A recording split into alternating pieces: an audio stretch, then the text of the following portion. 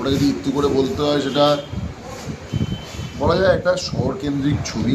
যে ছবিতে থ্রিলার ঘরানা, যে ছবিটা মানুষের কথা বলবে, যে কথাটা সমাজের কথা বলবে, যেটা মানুষের যে আমাদের নিত্য জীবনের যে পার্টগুলো আছে, আমরা যখনই যে কোনো মানুষের নিজস্ব রাজনৈতিক পার্ট থাকে, প্রেক্ষাপট থাকে, আর যে কোনো মানুষের সাধারণ প্রেক্ষাপট থাকে।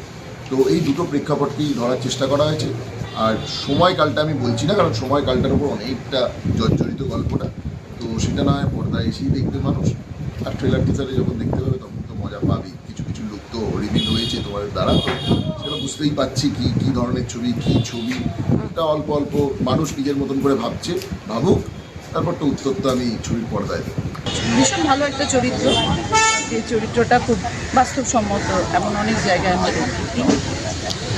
তোমার লুক সেটটা থেকেই এই চরিত্রটা নিয়ে এবং তোমাকে নিয়েও অনেক আলোচনা হয়েছে, তুমি নিশ্চয়ই সে ব্যাপারে অবগত। সেটা কতখানি তোমায় ভাবিয়েছে? না, এই যে ভাবনার কিছু নেই, আসলে লুকটার সঙ্গে অনেকে এমন একজন জনপ্রিয় নেত্রীর লুকের মিল পাচ্ছেন, হয়তো সেই আদলেই করেছে, যিনি শুধু পশ্চিমবঙ্গ নয়, তারা বিশ্বে পরিচিত।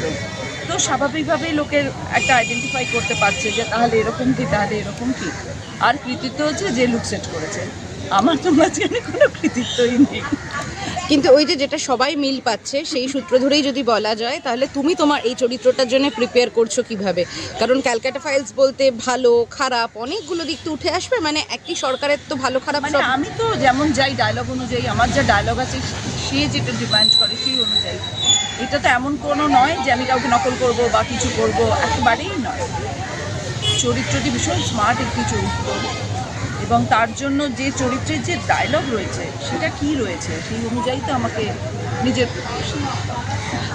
দিদি যদি এখানে মানে যেরকমভাবে তোমাকে দেখতে পাচ্ছি, সেটা হলো যদি নেত্রীর ভূমিকায় বলা যায়, যদি তোমাকে কখনো কোনো মন্ত্রিত্ব দেওয়া হয়, তুমি কোন ডিপার্টমেন্টটা নেবে? কোনো ডিপার্টমেন্টই নেব না, কারণ ওটা আমার জায়গা নয়।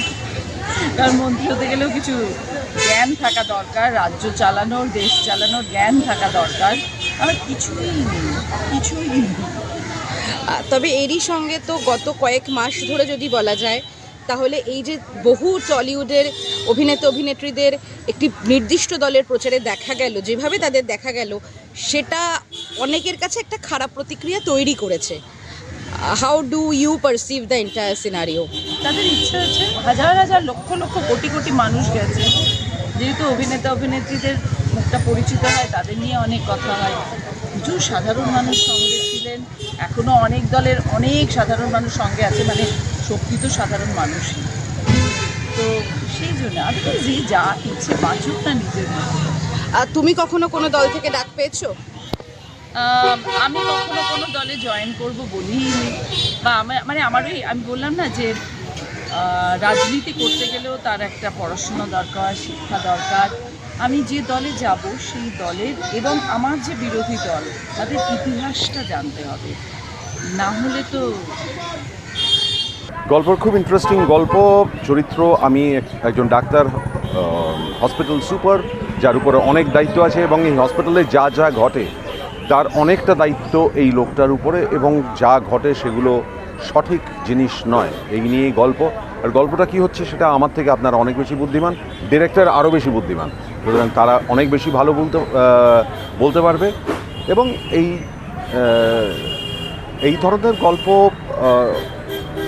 আরও হওয়া দরকার হয়তো, সেটা আমাদের সোসাইটিকে আরও ভালোভাবে মানুষের সামনে তুলে ধরার জন্য।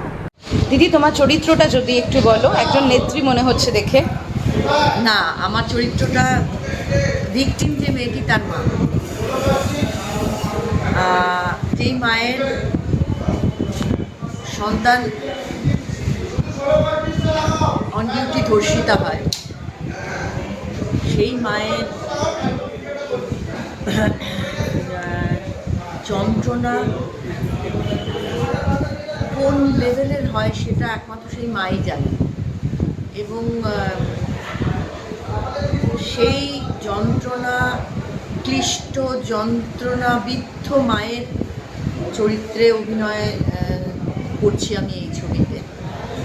খুবই কি বলবো, ছবিটা আমরা যেমন অন্য ছবিতে অভিনয় করার সময় থাকে, সেই স্ক্রিপ্টের বেসিসে আমরা অভিনয়টা করি, স্ক্রিপ্টের চরিত্রটাকে বা লেখা চরিত্রটাকে বাস্তব করে তুলি। কিন্তু এই চরিত্রটা একেবারেই বাস্তবের একটা চরিত্র, সেই জন্য এই চরিত্রটার জন্যে যে যন্ত্রণা এতদিন ধরে আমরা পাচ্ছি, এত কষ্ট, এত অবিচার, এত লাঞ্ছনা গঞ্জনা, এবং এই সব কিছু মিলে এটার সাথে আইডেন্টিফাই করাটা আমরা যত মহিলা আছি, সব মহিলাদের অনেক দিন আগেই হয়ে গেছে আইডেন্টিফিকেশন।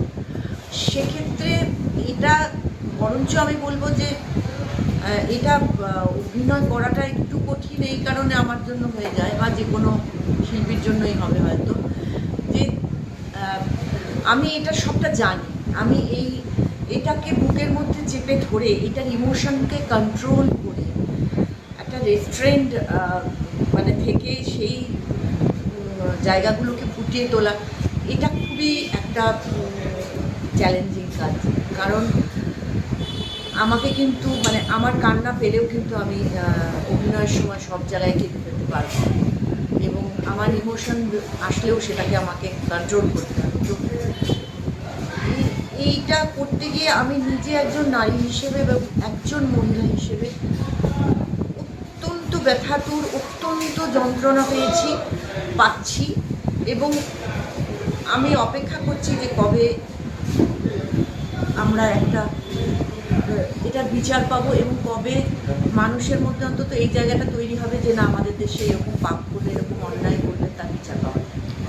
প্রথম শুনি তোমার ক্যারেক্টারটা কি এবং আজকে কোন দৃশ্যে শুটিংয়ের জন্য এখানে? আমি ঋত্বিক, আমার এবার চরিত্রের নাম হচ্ছে ঋত্বিক, ডক্টরের চরিত্র আমি প্লে করছি। এটা কালকাটা ফাইলস, এটা মৌলিক গল্প, মনে হবে কিছুটা রেফারেন্স অনেক কিছু রয়েছে, কিন্তু একদমই যে সাম্প্রতিক ঘটনাটা ঘটে গেছে সেটার সাথে কিছুটা আলাদা, ডেফিনেটলি একটু মৌলিক গল্প, একটু কাল্পনিক হয়েছে।